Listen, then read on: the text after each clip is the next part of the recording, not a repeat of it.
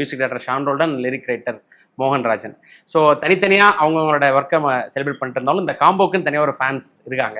இந்த காம்போ பற்றி நீங்கள் ஸ்டார்ட் பண்ணுங்க. அப்படி நான் முதல்ல இந்த காம்போ ரொம்ப பெருமையாக நினைக்கிறேன். ஏன்னா நான் முதல்ல மோகன்ராஜன் அவரை மீட் பண்ணது 1947 படத்துக்கு பொன்குமார்னு ஒருத்தர், அவர் தான் டைரக்டர். அவர் என்னோட ஃப்ரெண்டு. அவர் தான் சொன்னார் ஆக்சுவலா, அவர் சூப்பரா எழுதுவார் பாருங்க, அவர் மேஜிக் பண்ணுவாரு. கூப்பிட்டு நாங்கள் முதல் நாளே அப்படியே நேராக பாட்டு எழுதுறதுக்கு தான் டியூன் ரெடி, அப்படியே டியூனுக்கே எழுதினாரு.